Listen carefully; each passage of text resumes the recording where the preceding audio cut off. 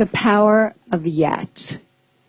I heard about a high school in Chicago where students had to pass a certain number of courses to graduate, and if they didn't pass a course, they got the grade not yet. And I thought that was fantastic, because if you get a failing grade, you think, I'm nothing, I'm nowhere.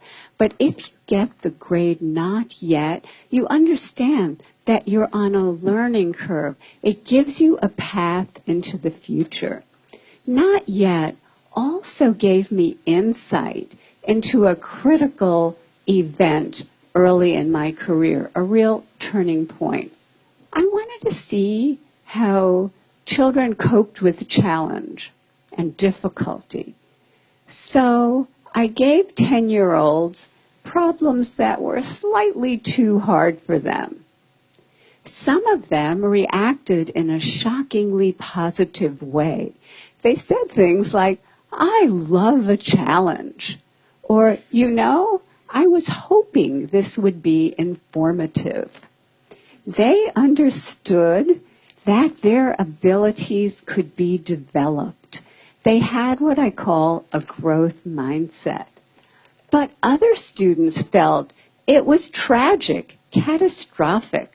From their more fixed mindset perspective, their intelligence had been up for judgment, and they failed. Instead of luxuriating in the power of yet, they were gripped in the tyranny of now. So what do they do next? I'll tell you what they do next. In one study, they told us they would probably cheat the next time instead of studying more if they failed a test.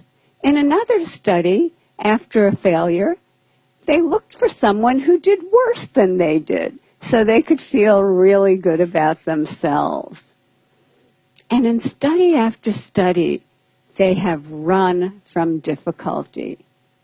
Scientists measured the electrical activity from the brain as students confronted an error.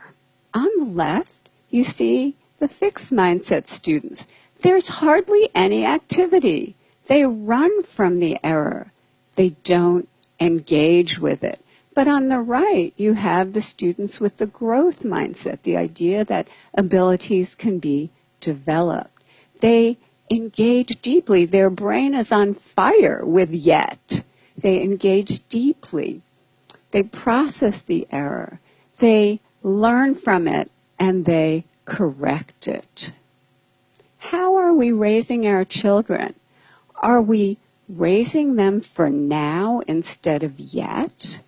Are we raising kids who are obsessed with getting A's? Are we raising kids who don't know how to dream big dreams? Their biggest goal is getting the next A or the next test score?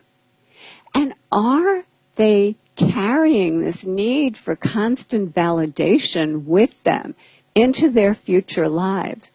Maybe because employers are coming to me and saying, we have already raised a generation of young workers who can't get through the day without an award. So, what can we do? How can we build that bridge to yet? Here are some things we can do.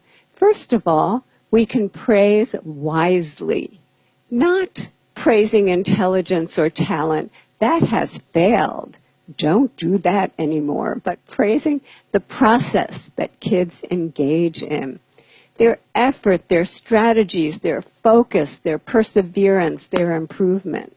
This process praise creates kids who are hardy and resilient. There are other ways to reward yet. We recently teamed up with game scientists from the University of Washington to create a new online math game that rewarded yet. In this game, students were rewarded for effort, strategy, and progress. The usual math game rewards you for getting answers right now, but this game rewarded process. And we got more effort, more strategies, more engagement over longer periods of time, and more perseverance when they hit really, really hard problems.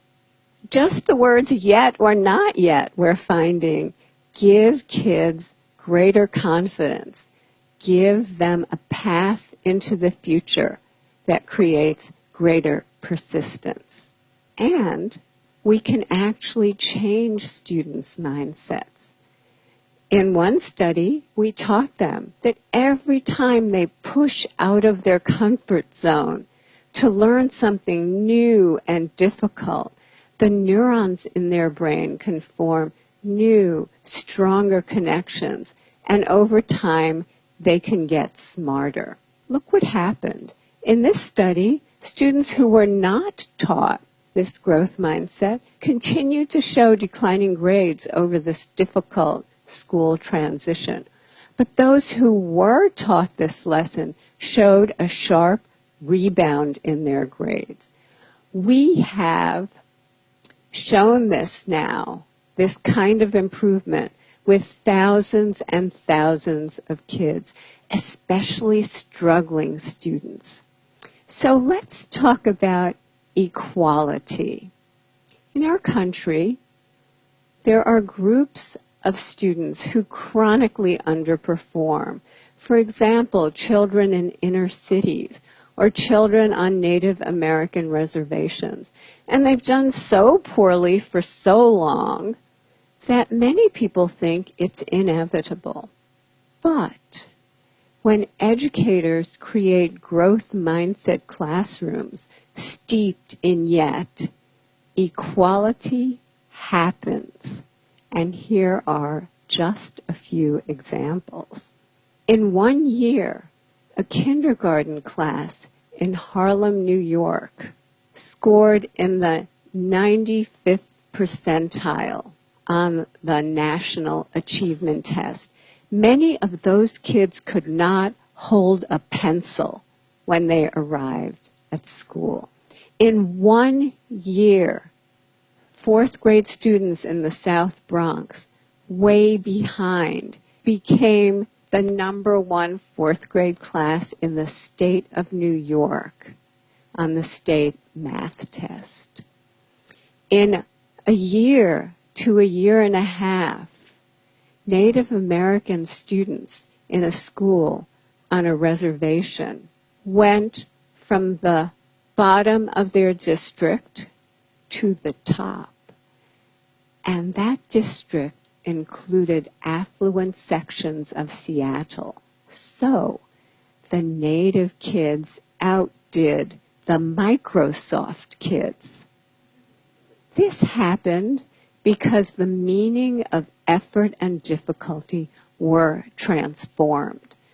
Before, effort and difficulty made them feel dumb, made them feel like giving up. But now, effort and difficulty, that's when their neurons are making new connections, stronger connections. That's when they're getting smarter. I received a letter recently from a 13-year-old boy. He said, "Dear Professor Dweck, I appreciate that your writing is based on solid scientific research, and that's why I decided to put it into practice. I put more effort into my schoolwork, into my relationship with my family, and into my relationship with kids at school. And I experienced great improvement in all of those areas. I now realize I've wasted most of my life." Let's not waste any more lives, because once we know that abilities are capable of such growth, it becomes a basic human right for children, all children, to live in places that create that growth, to live in places filled with yet. Thank you.